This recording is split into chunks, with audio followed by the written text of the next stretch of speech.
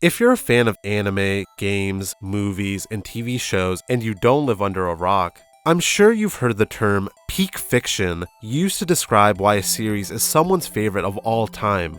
I think it's really cool that people are huge fans of someone's work and are willing to support it.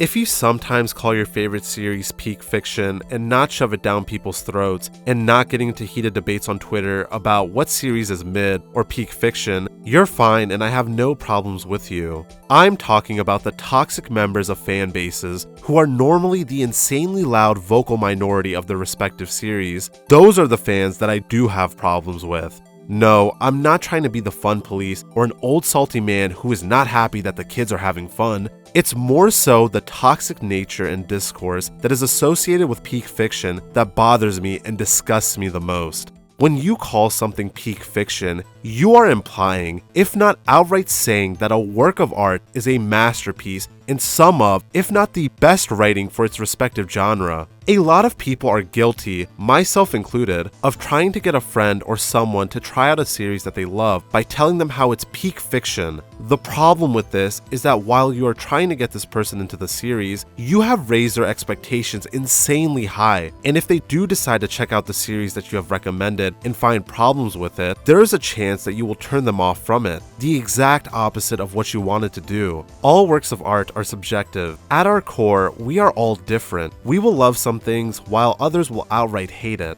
People who use peak fiction to describe a series that they love normally get defensive and upset if anyone dares to question or criticize aspects of a show that they like.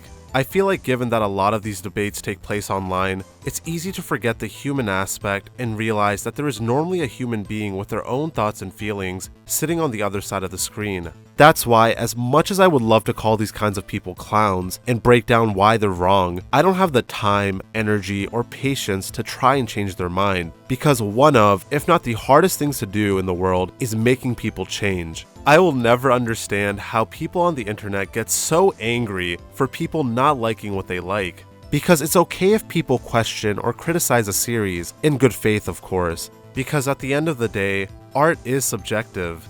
There is no media that is a one-size-fits-all and is peak to anyone that lays eyes on it.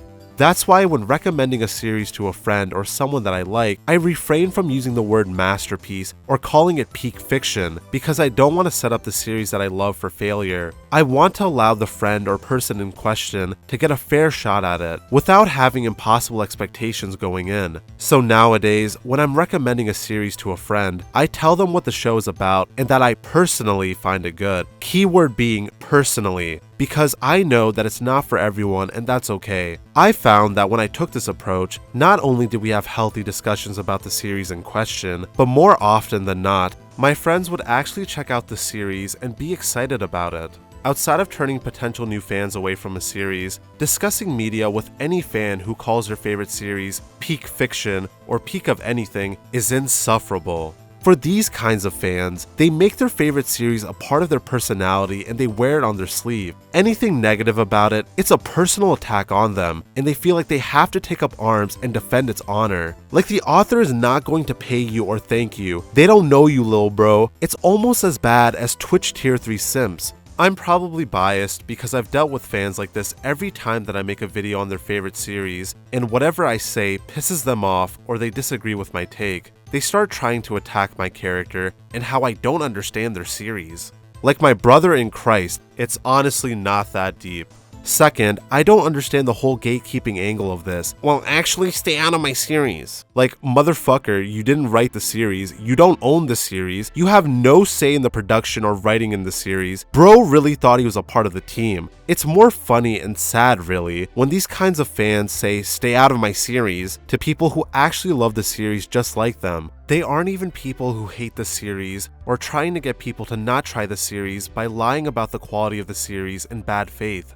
The amount of comments and tweets that I got from diehard ReZero fans who were telling me to leave the series and that they didn't like how I was acting like I knew how to write better than Tappe and to let him cook. on my video about my problems with ReZero, or outright lying about the events of the story just to use as a gotcha against me, was just mind-blowing. Because I start off the video talking about how much I love this series, and I praise the themes and characters in the show that I like for the first 8 minutes, before I even start talking about my problems with the series. On top of all of this, to try and reduce my bias in the video, I had discussions about my issues with Arc 7 and Arc 8 with someone well respected in the ReZero community who likes Arc 7 and 8. After talking to him, he made some valid points, and I took out a few of my criticisms of Arc 7 and Arc 8 from my video, as they didn't hold up as I originally thought. Of course, not all of the comments on that video were just straight up hate or bad faith rebuttals. There were diehard ReZero fans who did enjoy the current direction that the series was going, but they respectfully disagreed with my points and were civil. I have no problems with those people. I actually have respect for people who are able to separate people from their takes and opinions on media, instead of, "You don't like my favorite series? You are a terrible person, leave the internet." This has been on my mind for a long time, and I felt like I had to let this off my chest. I know that my video here isn't going to change the culture or discourse on Twitter and social media around TV shows, games, and movies, but if I'm able to change the mind of even one person and save them the trouble of pushing people away from their favorite series by setting up insane expectations or being gatekeepy and preventing others from trying the series out, I'll take that as a win.